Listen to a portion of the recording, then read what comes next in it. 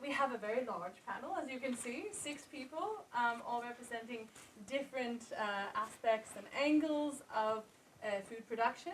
So I'm just going to run through their background so you know where they're coming from, and then we'll get right down to the questions. All right, so I'm going to start first with Niels. So maybe if you, when I say your name, you can wave, yes? So Niels is the manager for organic farmers in Sweden and has worked with organic farming for the past 30 years. And he works with practical agriculture advice and research. He is convinced that organic farming is the solution to many of the challenges that we face to develop a sustainable food system. But he says that there's much to develop. So now I'm going to move to Stein, who you've been introduced to before, who produces the lovely brown cheese. But aside from doing just that, he is a farmer in Nordvestlandet in Norway. He has 8 cows and 30 goats. The farm has its own dairy and is run according to agroecological principles, and all the products are sold locally, and they include butter, cream, and cheese. So those of you who are lucky enough to have one of those pieces of cheese are extremely lucky, actually, I would say, because mostly it's consumed locally. And he also produces meat, sausages, and vegetables. He is the county leader for 2 different small farmer unions, and he's the head of the International Committee of Nordic farmers and small-scale farmers. He's involved in the European coordination of Via Campesina, working with food sovereignty and agroecology. Next up, we have Riitta. And Riitta is coming from the Natural Resource Institute of Finland, also known as LUC. And she coordinates a small project on climate-wise solutions to for the countryside. It's a communication project, and the main stakeholders are farmers and rural advisors.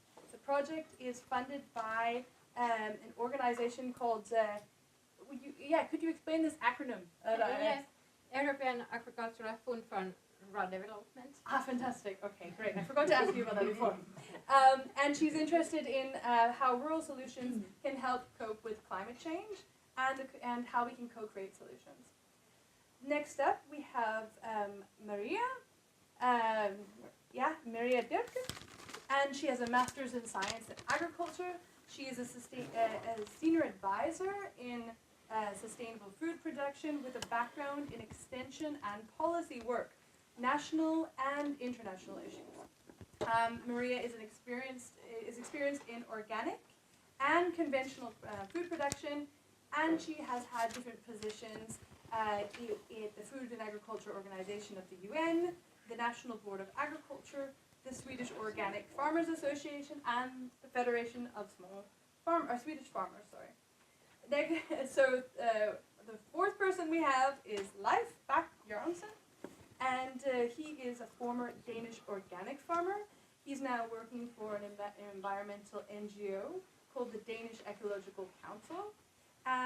Political regulation and lobby are his thing, and he also combines this with a holistic framework that looks at a holistic framework, but also he's working on agricultural policy. He's a project manager of the Future Farming Project. I'm sure he'll tell you about that. And that project is looking at finding synergies between climate, nature, and environment, air, water, and resources such as phosphorus, as well as socioeconomic challenges.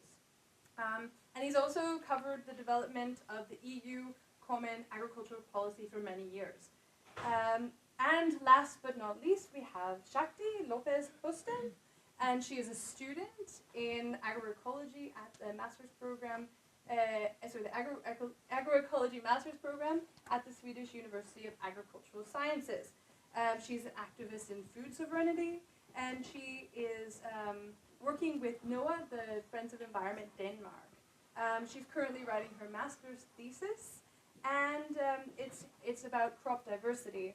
Her study is mapping farmers' crop diversity in Scania in southern Sweden, and exploring their motivations behind why they are diversifying. Woo! So, a very accomplished panel, just like all the other people who have spoken today.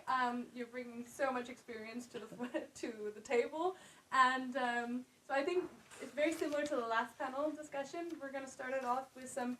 I think I'll just ask one direct question to each and every one of you, and then we'll open it up to the audience, if this sounds all right with all of you.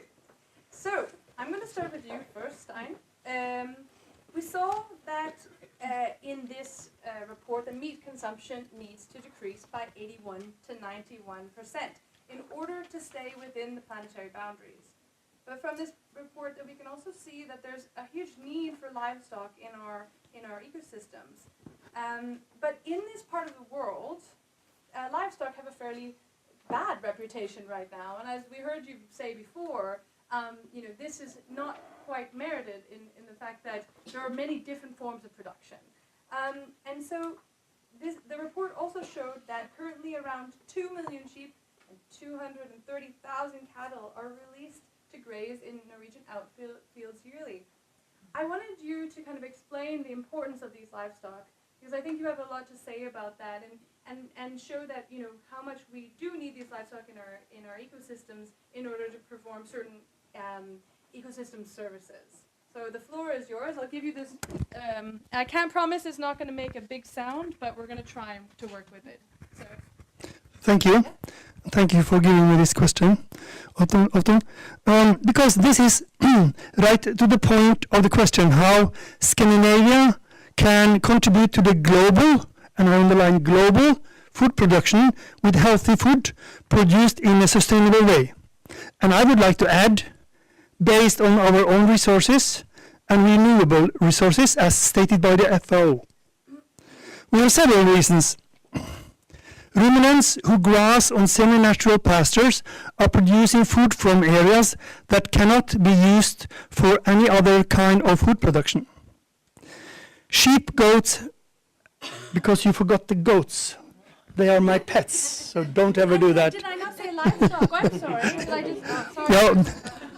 Sheep, goats and cows grazing extensively are also producing more healthy milk and meat compared to intensive industry production based on grain.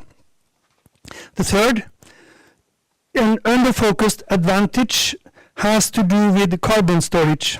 At least this is a very not often discussed question in Norway.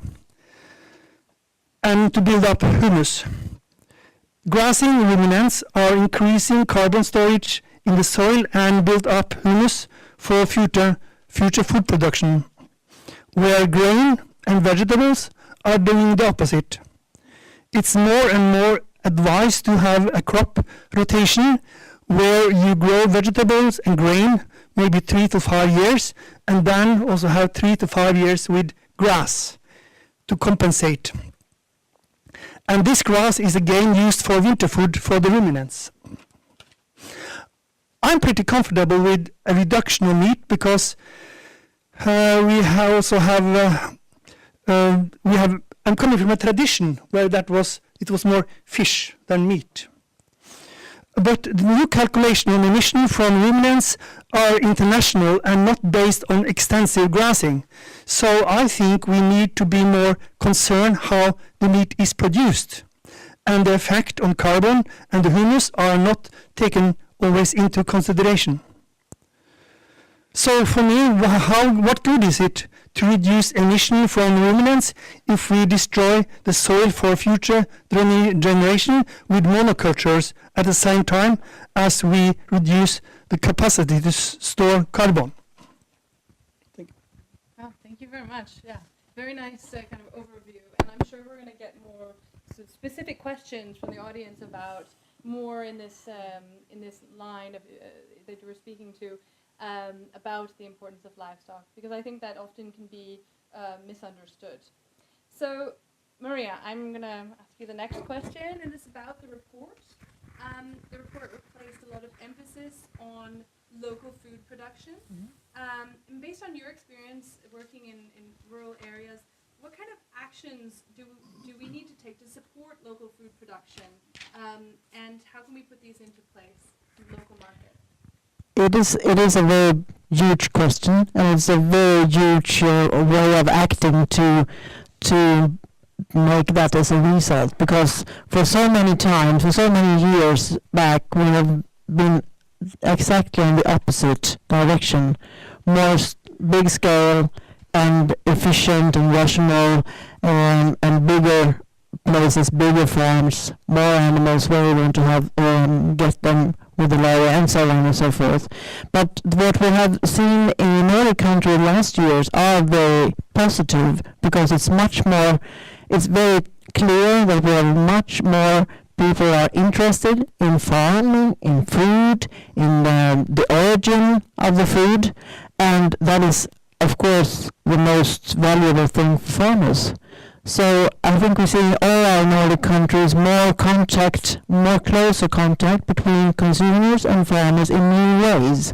And that is also not only for the food and for the thing you actually buy and produce, but it's also the interest of each other, the interest in the social contact, and the interest in things that each one is thinking, doing, and asking for.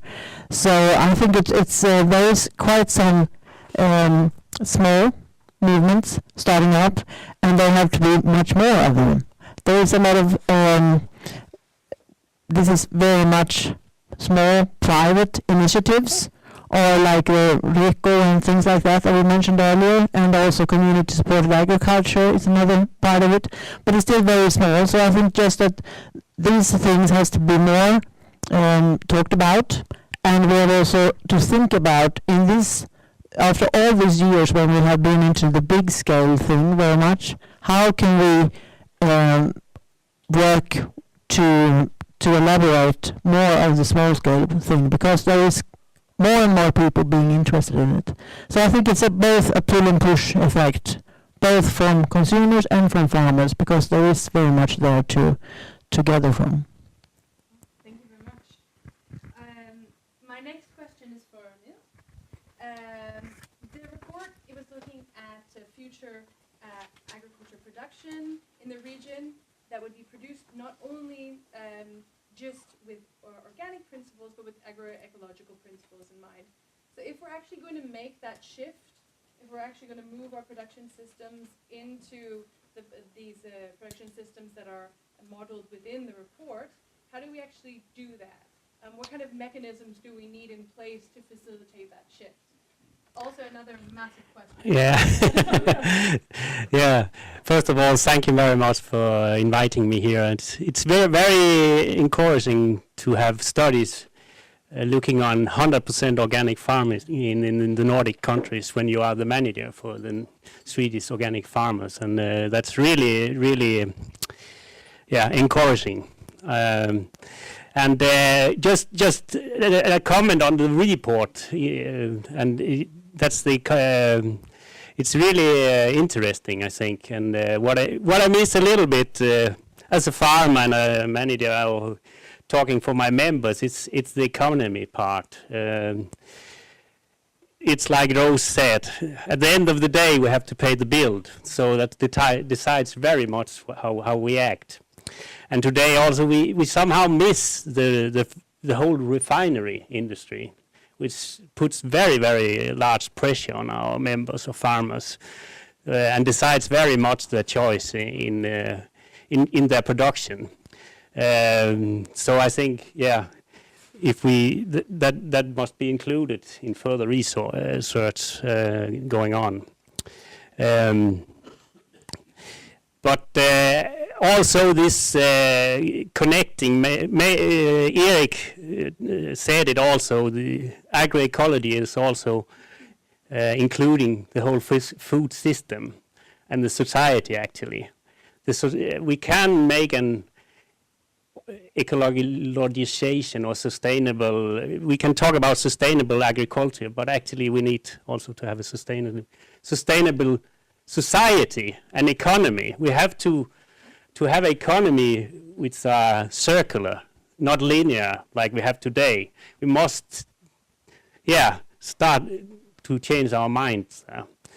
Like one of my farmers says sometimes, now we're talking about a lot about recircling, but when we come to inputs, we maybe have to start thinking about repairing when we have something that's not functioning. If we can't repair it, we have to go and reuse it. And in the end, actually recircling, that's the third thing to do. And all to build this into economy, that will lift, I think, a study like this and more sustainable thinking. But coming back to your question, I think still I've been working with a lot of extension also, and many farmers say the practical part is the small thing. Changing our mindset, that's the big thing. And also after 3 or 5 years, first I did this for economy reasons. I converted to organic. They say to their neighbors because it's a little bit shy. But after 3 to 5 years, they say, oh, this is functioning, it's working. And I really, I'm into this. And then we get to the agroecology thinking. And on the large scale, the biggest thing in agroecology is really to connect animal production with where the feed is produced. To not divide this. We have done that in specialization now after the Second World War. We have just divided up animal production from where the feed is produced. That's the most important things to go for. Then the sustainable crop rotation is really what we need to do, and there I want to comment on the ruminants again. They are so important. Because I'm a little bit surprised that only 30% of the land should be lay in the Nordic countries. When we talk about sustainable crop rotation with farmers, we talk about 50% of the area. Actually, in the statistics, 60% of the organic area in Sweden is lay. So this study shows that we should go down, but I'm a lay fantastiker. I like it. And when we come back to also one issue is carbon storage, and we know that the lay are where we store carbon in the crop rotation. Then we plow it up again. We have rotational lay, but the cows should have count on that. They don't get that today. They should have this premium that they produce a sustainable crop rotation.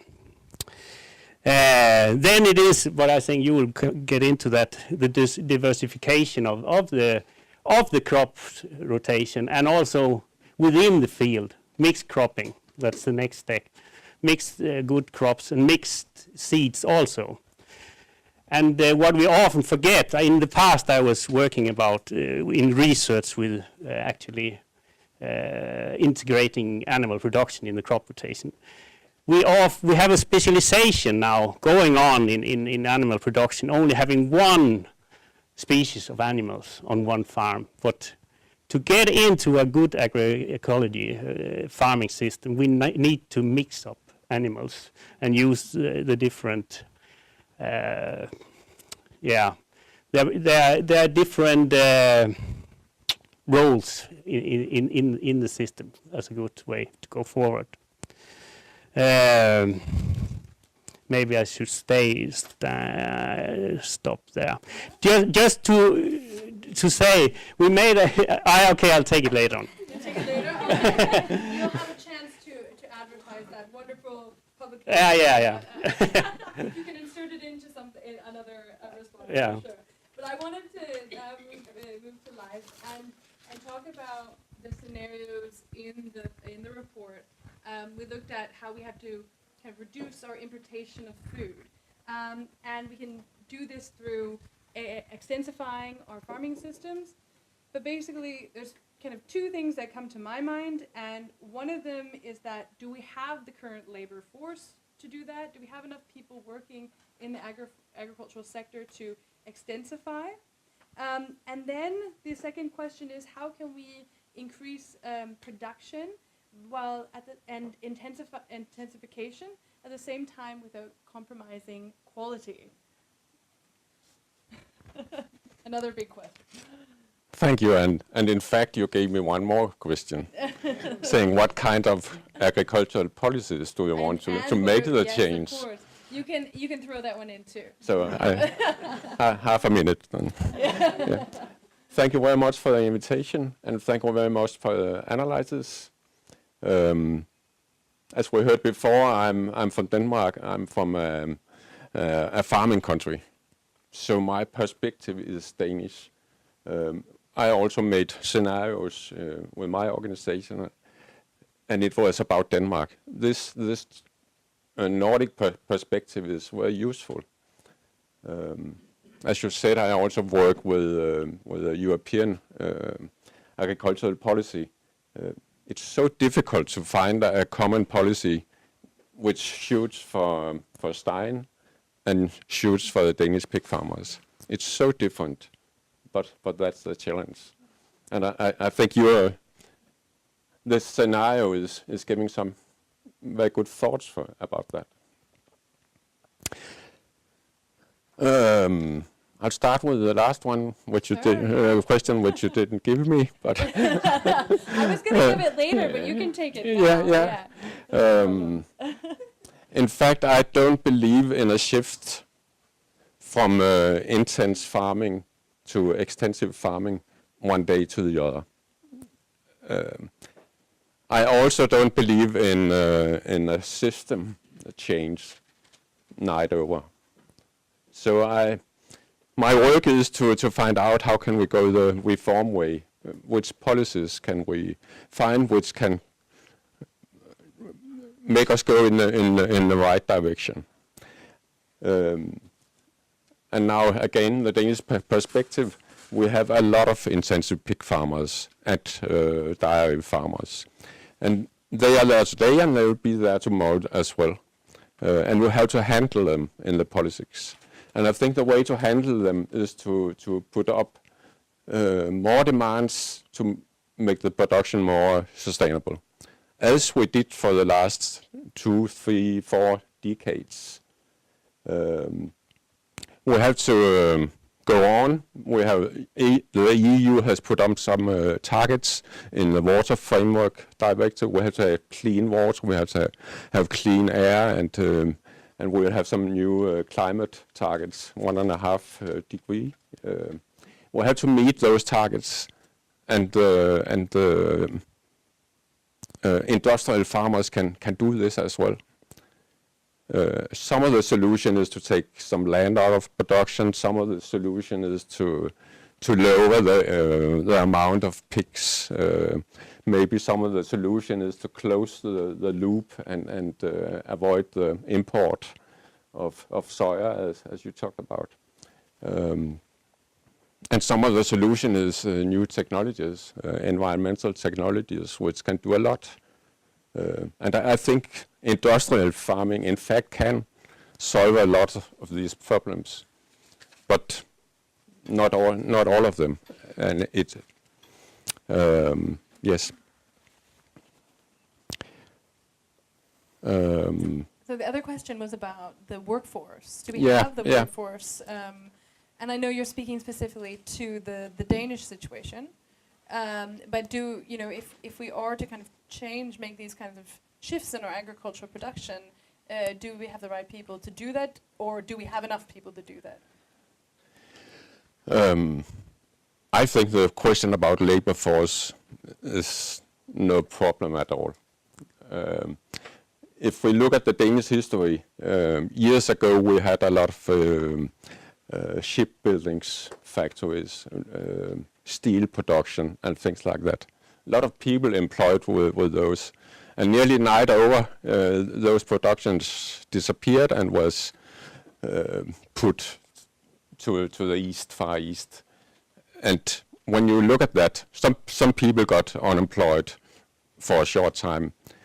But for the whole society, it was no problem because the people were employed in other kinds of business, and they are earning money for the Danish society as well.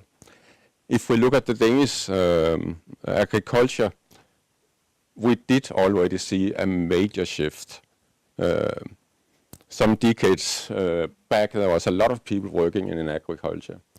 Now we have a few directors leading the pig farms, and we have a lot of foreign people working on the floor, and only a few real farmers back. And it functions. We have no unemployment.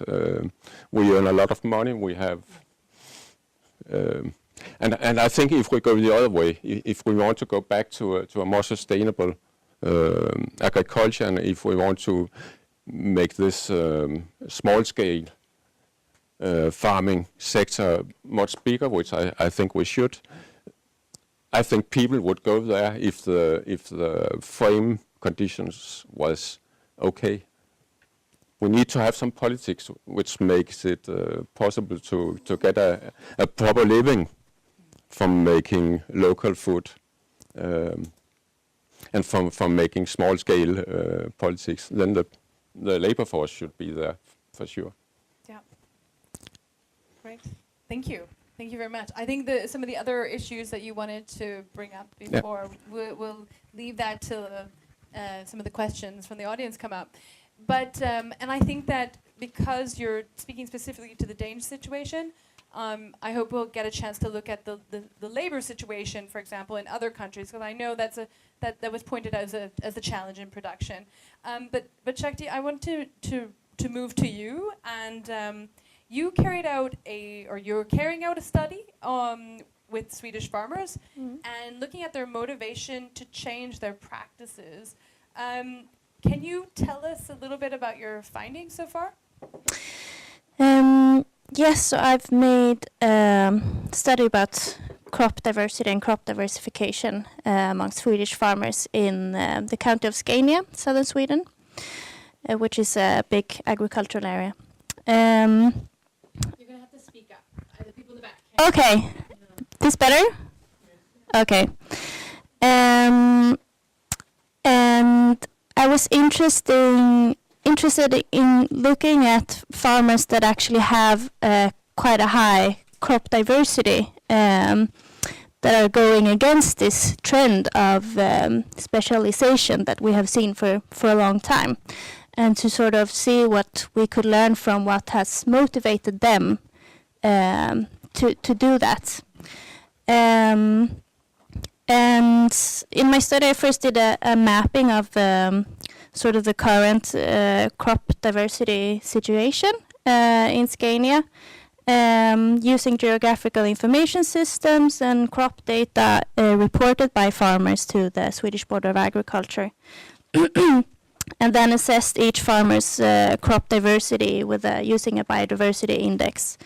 So that gave me sort of a map of what the crop diversity per farmer looks like in Scania.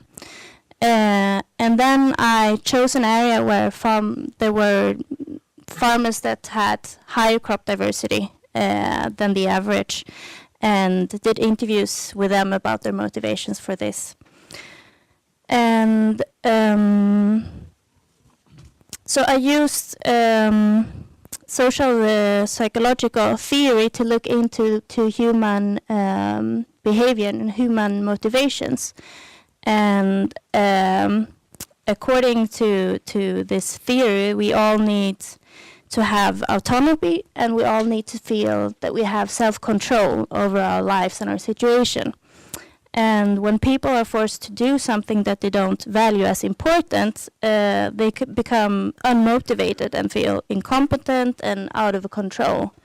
But if it's the opposite, if they do something out of their own interest and valuing of a certain action, this actually stimulates further learning and creativity.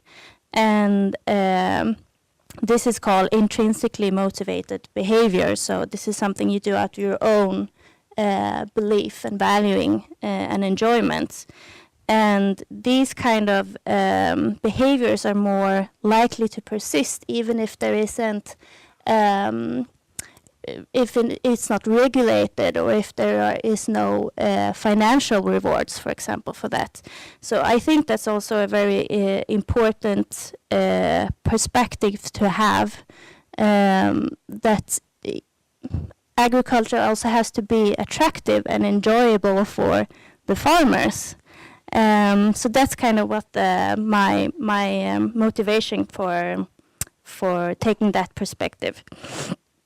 And what I found was that farmers, or the farmers that I interviewed, then they do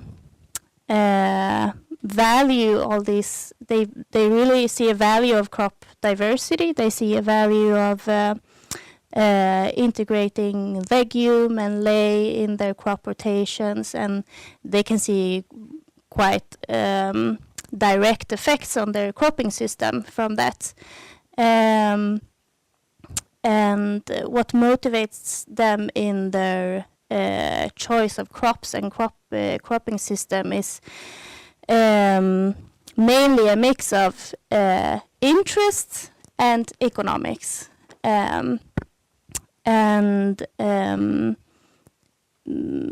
Those farmers that I interviewed had a very strong interest in growing vegetables and in incorporating vegetables and also legume crops in their rotations. But they saw economical limitations of further diversification in this way. But that's sort of roughly my my results from my interviews. Yeah. Thank you very much. Very, very interesting. And I'm sure you'll have a chance to speak more about your results in the questions, in the other questions that will be asked by the audience. Riitta, last but not least, in terms of my questions, my question to you was related to when you're giving advice to farmers on the climate-smart agricultural practices. What are you telling them? You know, what kind of advice are you giving when you're out there? Because you're working kind of one-to-one with farmers or with farmers groups. You explain. Yes, thank you. Thank you for the invitation and possibility to be in this panel. Yes, although I work in a resource institute, we also do rural development projects, and this is where I work is one of those. And in practice, we organize workshops, quite similar as today. So together with farmers, with rural advisors, researchers, students, we come together and hear some lectures and then discuss together to find the ways to cope with climate change. And the workshops are concentrating on some very concrete issues. For example, we have had workshops about legumes, how to produce them, how to use them as feed, how to use them as food, and what are the challenges and what are the opportunities. We have had workshops about soil health and how to increase carbon storage of soils. And we really need all our brains to solve that, researchers, farmers, advisors, because there is not such solutions which would be ready there to know. The farmers may have much more experience and experiments on their own fields than researchers at the moment. We have had workshops about how to grow feed for ruminants in new conditions, conditions, because it changes how many harvests you have, which species of plants, varieties of plants you use, and very practical issues. In addition to these workshops, we have organized some field experiments or feed examples where farmers can see in practice how lupins seem and how intercropping seem, how cover crops seen, and when also like see in reality that okay, that is possible. Someone has already done that. We have website it's in Finnish, so not in Danish. Well,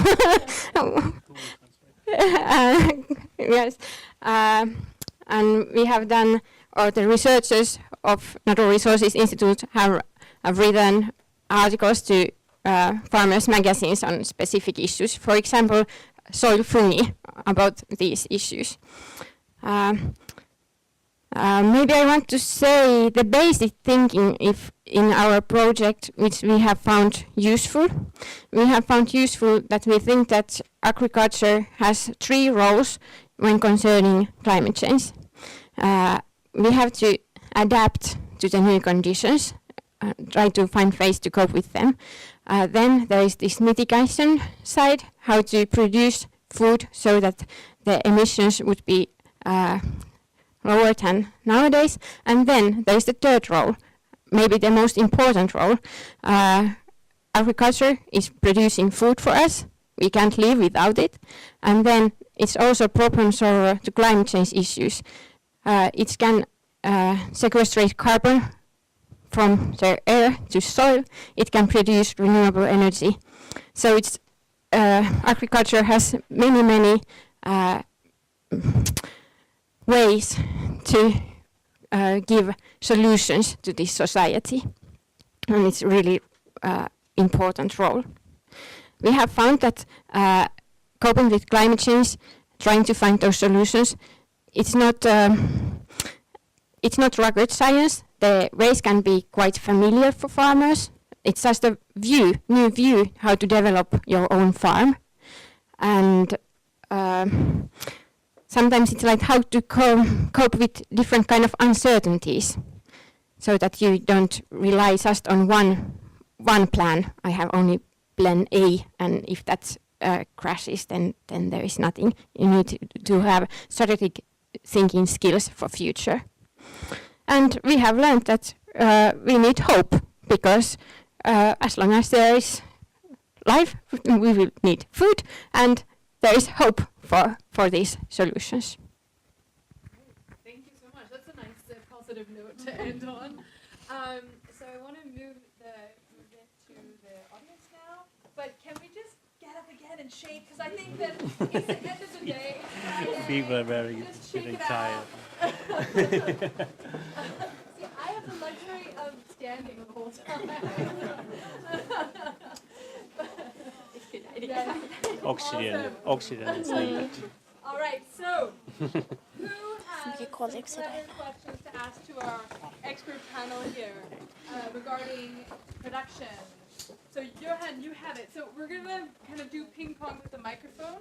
So if you could just pass it back to them when you're finished. Yeah.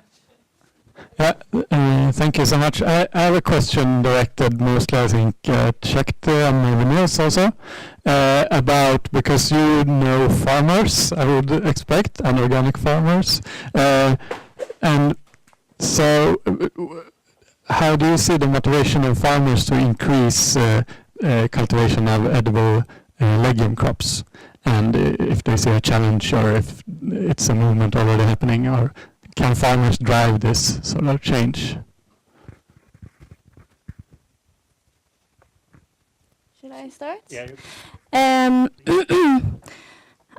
I think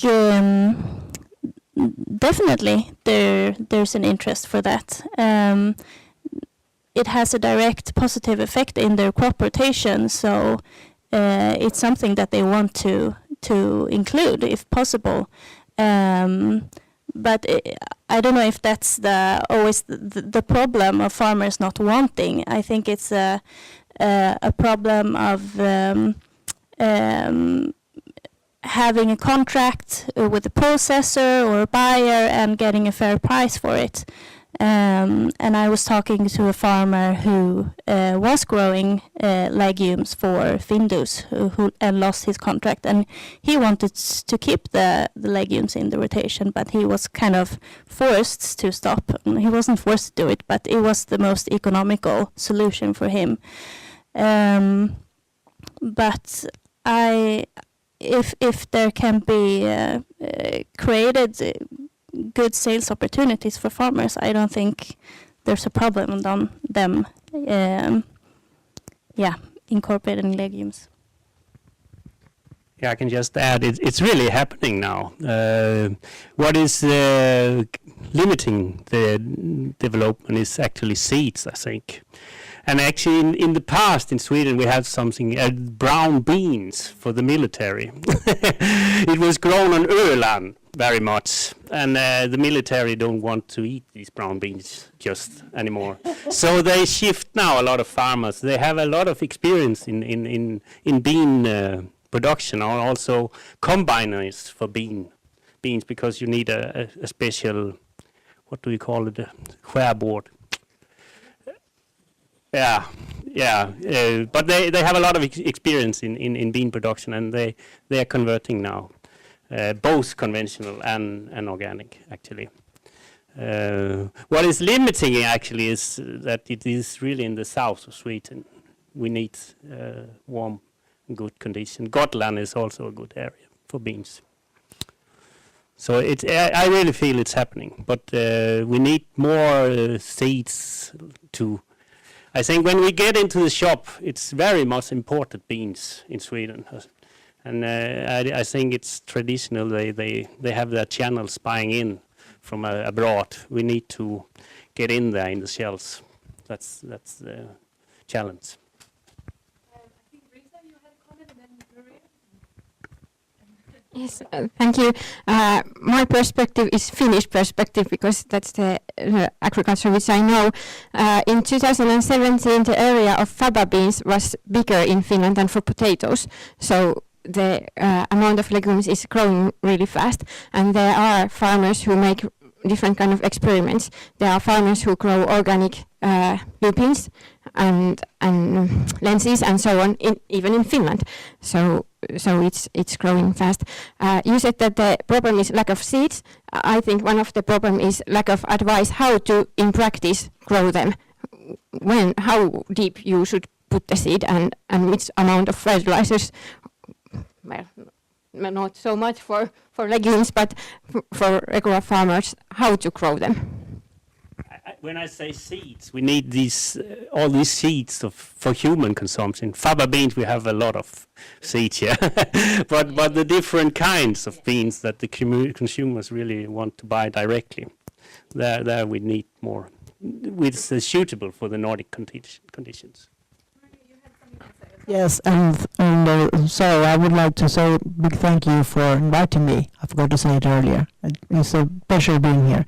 Thank you. I would add to the question, because I was looking into this for Swedish concerns a few months ago about what do we grow concerning this type of legume crops.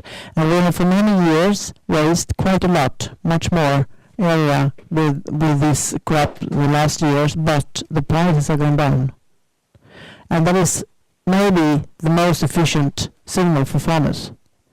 If you lower price, then you can't do it anymore, because it's a tricky crop to grow. So that was really stunning, and the picture is that we have a lot of imported legumes like this that we could grow ourselves. But it's important to get the signal for farmers, the most important signal in the price.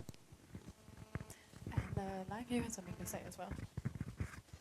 Yeah, only a short comment. 2 weeks ago, I went to a big conference in Copenhagen from the Danish slaughter company, Danish Crown, talking about meat 2030. And my expectations were not very high, but it was very enlightening. And we were talking about stopping for the soya import, making less pigs, changing diet and all that.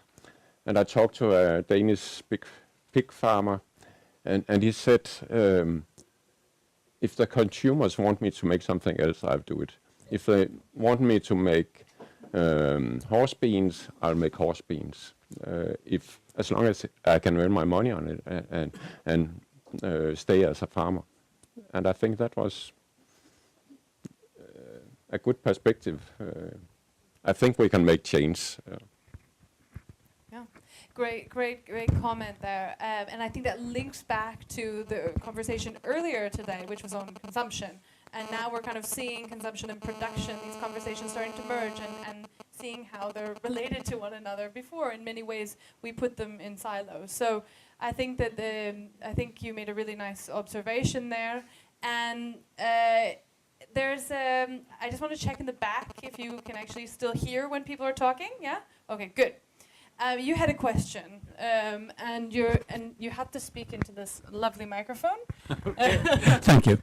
My name is Olav Janten, and I am a farmer from Norway.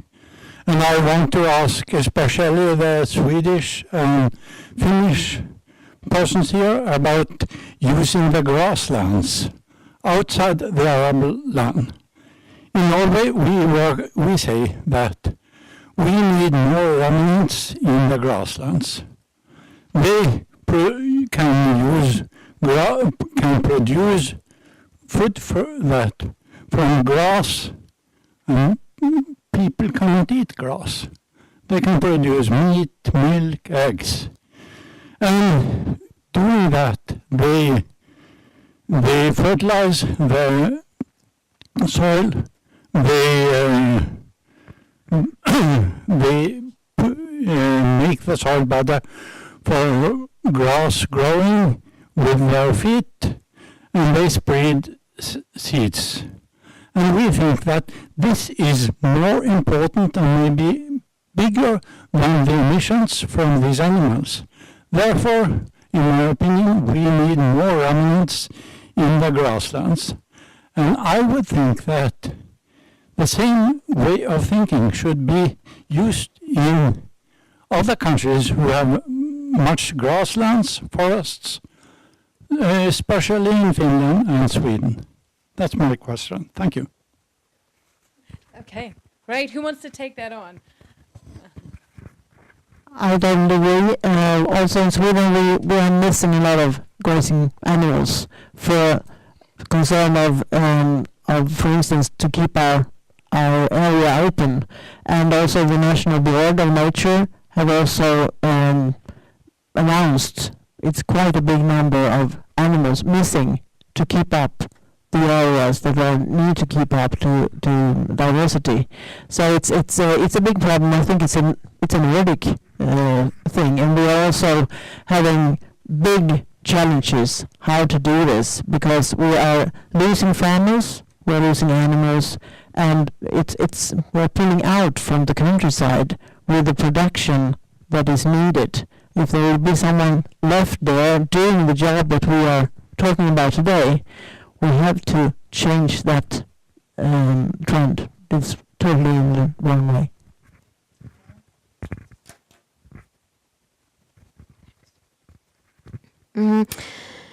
In Finland, in the northern and eastern part, milk production is very important livelihood and very economically very important for those areas as well. So there is lots of grasslands, and at the moment there are areas where you can't produce cereals for human consumption because of the climate, but you can very well produce grass for ruminants. And it's seen that the grasslands and the roots are also important for the carbon storage. And there have been reports that how important ruminants are for sustainable food system in Finland. That view has been in the discussion, at least in some amount, maybe not in so widely spread, but it exists. I think the problem in Finland is same as you said, that it's separation of cereal production and animal production, because that makes it different or difficult now. The sustainable use of nutrients and sustainable way of producing cereals as well, because the cereal production it inputs nutrients to the food system all the time, and then only the animal husbandry takes care of the manure So it's kind of, the system is not closed yet. You had a comment as well, Stein? Yes, I had a very interesting meeting last January with Anita Idel in Berlin. She's a German scientist who we have been cooperating with. She's doing research on climate and carbon. And she said, okay, we'd want 2 scenarios, but you need a third one. You need a third one. The third one is to fill up your mountains, your forests with ruminants, because she doesn't believe that 30% grass is enough. She said that you have to more than 50% grass to have a proper crop rotation that ensures the fertility in the soil. So she said that you need a third scenario. Okay, does anyone want to follow up on Stein's comment? Then we'll take it to Anna. You had a question. No, it's not a question. It's actually a comment to your question, because having more ruminants from natural pastures and the grasslands that cannot be arable land, there's a certification in Sweden called natural pasture beef, and it's also available for lamb. And I think a key aspect here is getting that meat onto the market, because it usually comes from households with maybe 10 animals keeping a part of the landscape open, and collecting the subsidies for that.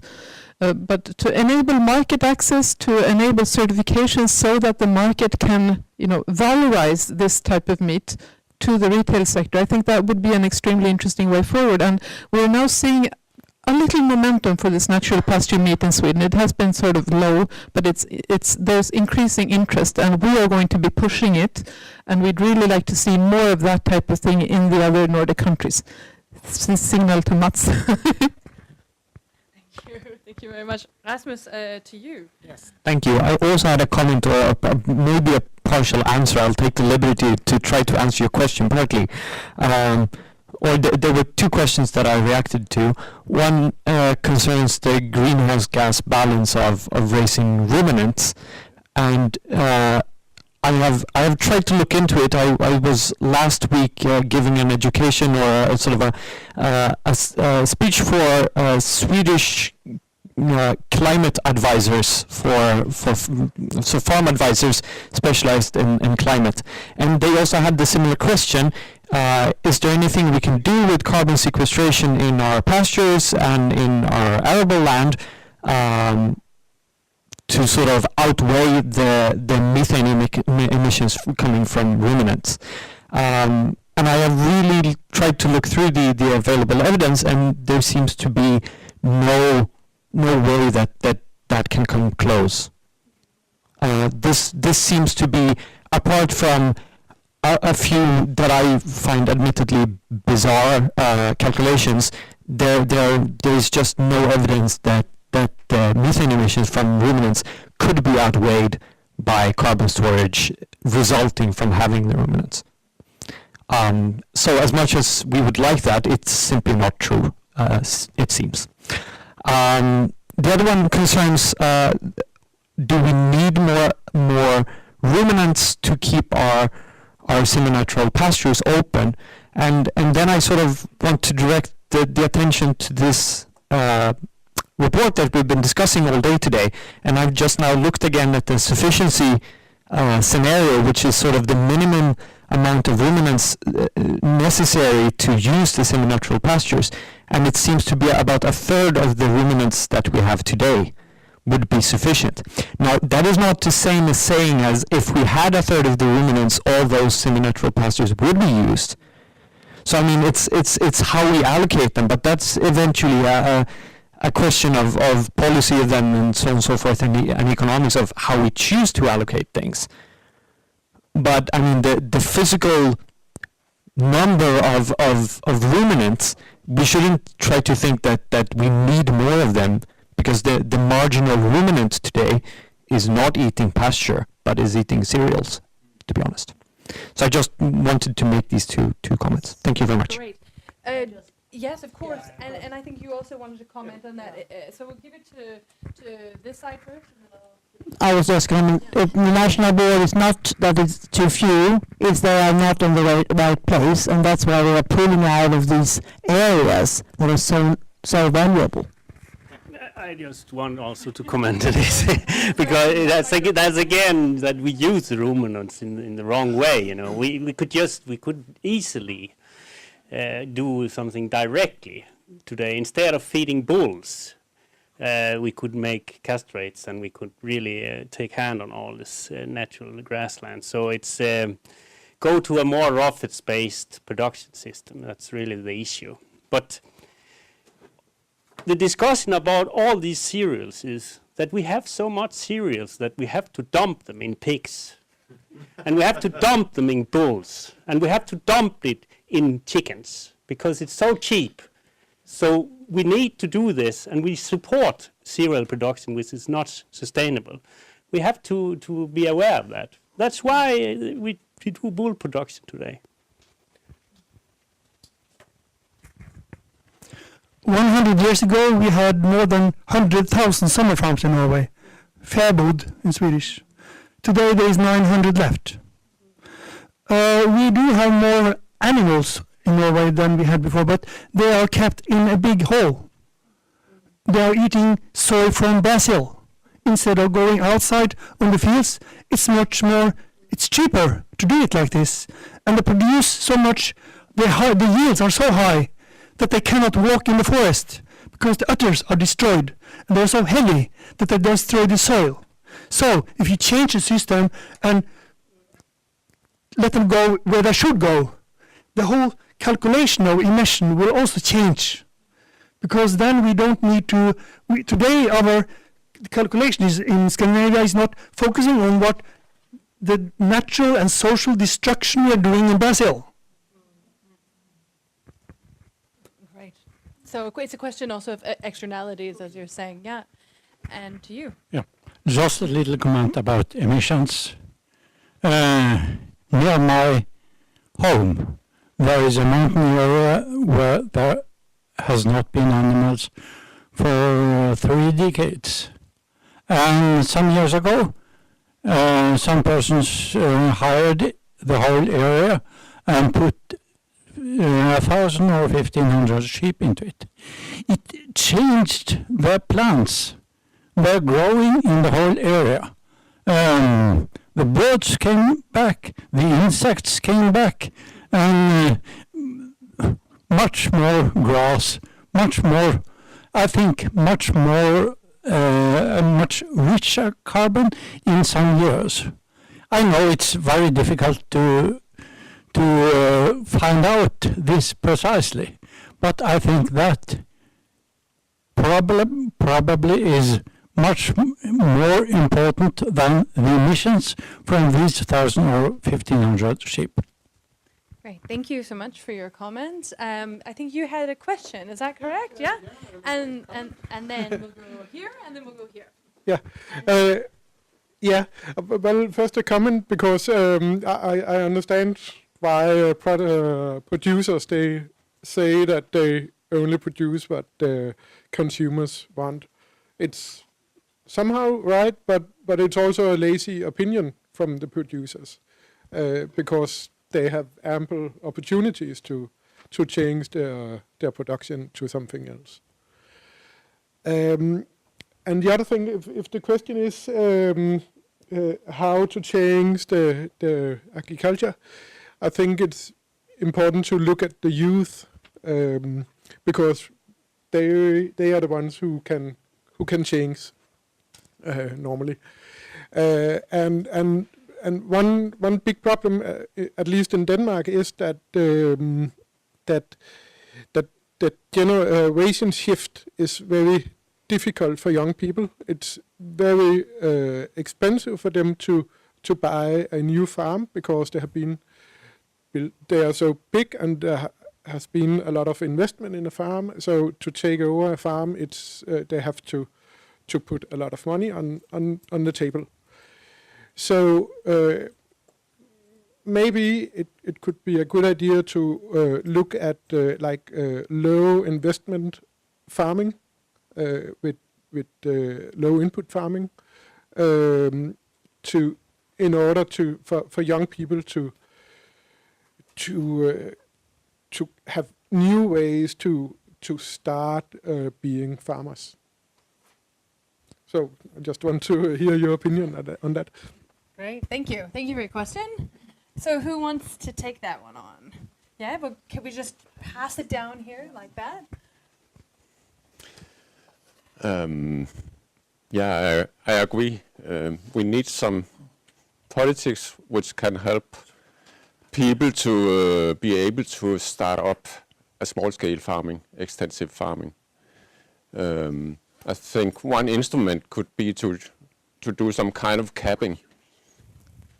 When we look at the big size companies, farming companies, they have so huge benefits. They can buy the seed much cheaper, they can sell and get a better price, and transportation is easy. They have so many advantage compared to the small farmers. And the politicians need to do something to take care of this, because if we only let it up to the market, then it will go like we see in Denmark, that all the small farmers are disappearing very, very fast. So I agree, we need some new politics which can take care of keeping it and a possibility to become a small farmer, to become a family farmer in Denmark. In my word, this is a political wanted agriculture we're seeing right now. So in my word, it's also the same. If we're going to change, it is a political responsibility. Me as a farmer, I have a responsibility basically to have my farm with the surplus. That is my major responsibility. In spite of all the good intention from consumers, changes of habit, in spite of all the NGOs, this is a political responsibility. That's why we have elected them to take higher responsibility than it's not up to me. I agree about the big problem with we're lacking young people coming into agriculture. It's the key question, how to make this happen. We have a very high, they're very old, the farmers in Nordic countries all over. And in Sweden I can say that it's not better at all. It's on the opposite. And one thing is, of course, the economical thing. We have to find new ways on how to enter. The first step has to be much less expensive and much less dangerous for young people to start farming. But also in Sweden, we didn't have any political view on what agriculture would be like. We have for very many years politicians and our government telling us that we could buy the food from elsewhere, which we also have been doing. And now for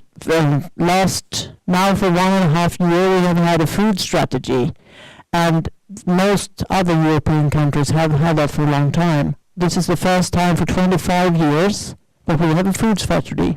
If you are a young person interested in getting into agriculture and you don't have a clue what the government wants with this type of business, of course you're not very interested. So for us it's very important we also have this government food strategy, because it is an important signal that we want to increase the Swedish production of food. And this is like something we haven't heard for so many times, and not for 25 years from the government. And this is also an important part to if you want to be in the agriculture business or not. I just want to add, I think as a sector also, I agree in much which is said here, but we have to stop complaining all the time. Like say, oh, it's not going and it's so bad economy and I don't like my life as a farmer. Yeah, why should my children then be a farmer? Why should other young people be farmer if we are complaining? We should tell the good story about farming instead also. That this is a life in good air and there's a possibility here to develop. And what we see is that it's very encouraging that in organic farming we have more women coming in educating them. And like organic farming, and I think that's really important. And then I think we have to find models, like we see, for example, in New Zealand with share farming. The older generation let the young get into it without putting them in 10 million crowns of debt directly. We need to find these systems. Yeah, you want also to comment, Finland?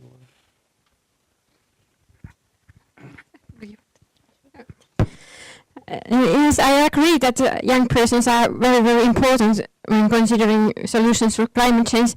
And I also agree that it needs to be occupation that is appreciated. If you feel like you are a problem solver, you want to be a farmer. And instead, if you feel like it's not appreciated in our society. Farmer is an occupation that needs very, very different kind of skills. You can't learn it just in school. You need to try tractor, and you need to have leadership skills, and you need to understand the EU regulations and subsidy things and everything. So it's really many sides of that occupation and skills that you learn only when you see or do it by yourself, learning by doing. But I also want to point that we need the old farmers as well when we find these solutions, because those who are on pension, they have much more free time, so they can come to workshops and things and learn and then tell to other, and they are good at gossiping.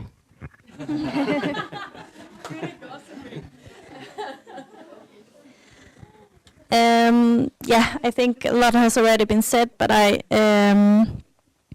I do think there's a great potential for these kind of cooperative movements and cooperative ownership of land for young people, making it less risky and also kind of incorporating consumers in the project. I think younger people are more open to these alternative sales models with more direct connection between the farmer and the consumer, and through these community-supported agricultural schemes. But I think it's important to make it easier to start these kind of business models and ownership of land, because I think if the land does not go to a young generation of Nordic farmers, then there's also risk of foreign investments, which is already happening. So I think that's also something to have in consideration. Great, thank you very much. So lots of great responses there. We have another question waiting for you. And no, not anymore. It was a comment. You can also make a comment. I just wanted to support the Norwegian farmer. It's not hard to prove that putting grazers and browsers on the field will increase biodiversity. That's what everybody's taught when you study biology at first semester. So low intensity farming and nature conservation goes totally hand in hand if you use horses, cows, sheep and goats. They even are divided into grazers and browsers because they do different things for the ecosystem. So they're totally key. Keeping open land and having high biodiversity if you're into that. And that's not really food, but still another angle to it. Yeah. Great. Thank you very much for the comment. I promised someone that they could ask a question, but I think he's gone. Yeah. Did he leave? Okay. So it wasn't just I was imagining something. I didn't promise any other people that I'd give them the mic here. Okay. So now we're moving on to this side. Who had their hand first? You did. Okay. and then Torsten. Thank you. My comment is, I think it's more a comment than a question, but might turn out to a question also, because we keep talking about agriculture, and I was participating in the project of making this future Nordic diet, and it is so clear that we cannot continue just to talk about agriculture. I think there's a trap in keeping just a focus on agriculture, because it reflects the fact that we are producing these large areas with feed for the animals. And in NOA we have decided we are trying to teach ourselves always to talk about jordbrug, and because it has to be much more horticulture. I talked to my horticultural colleague next to me, because it's as if in the Nordic countries, at least in Denmark, we have forgotten that we can actually produce lots and lots of food if we go into the vegetable and fruit production, and that's also maybe where there are some more future methods to work with, like permaculture, agroforestry, and all these things that can, in fact, maybe include a few more animals, but also make the whole system much more diverse. But we have to forget about agriculture as a food production system. We have to call it something else. I don't know what the English word would be. That's maybe my question.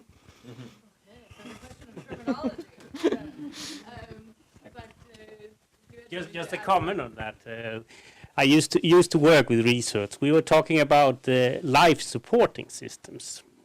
So that agriculture is not just producing food, also it's producing a lot of ecosystem services in the landscape, and that's transition as well. So I think, but still, I'm a farmers association. I wouldn't skip agriculture. I think, but I think we can. Yeah, the idea of feed no food. It's there we have to go to. The animal production we shouldn't feed with food that we could use for human consumption directly. But as today we don't have we have a surplus of food. That's we don't have too little food. That's I think a misunderstanding in my view. Yeah. Just add, because it was not my point really that we produce too little food, but we also have to make space for other things than food, and that includes nature, and that includes also the whole transition of making more materials from the land. So I think our result from the report is that we need to produce much more vegetables and legumes. So it's not so much a question of no, I don't know. It's just a matter of calling it. I mean, making the note. I mean, people have to think of the food production as something else, because otherwise we're just importing all the vegetables and the fruits. Yeah. I just one comment, then I leave it. Because in Sweden we have this problem that we have 500,000 hectares which are not grown actually, because it's not profitable. So but I agree really on your that we need to have a broader view on this, and we could use that for energy or something else. I think that's part of the reason why we ended up with agroecology in the project, because we saw that it was narrowing the whole. It was not really taking the whole system, because agroecology. I think a lot of the challenges you have now is to make it understandable what it is, to see the social aspects of the agricultural system, which permaculture, which bio doesn't really take care of. we have to see it from the global point of view, because 40% of all the food produced in the world is wasted, either from us who have too much or not able to reach the market from areas that has less storage. So I think the agroecological way to see it, approach, is a way to make it at least a little bit better. Great. Yeah, I have two comments, and the first one is for the Norwegian question about cows. Somehow the discussion about climate became so dominant, so that nobody wants cows anymore, and it's a failure. We need to keep it a holistic question. Biodiversity is just as important as climate. Not to reduce the problem of climate, but we have to remember it, and we have to get a balance. And of course there's cows to grass the permanent pastures in this scenario. And the other question, if we should make food, yes, of course we should make food.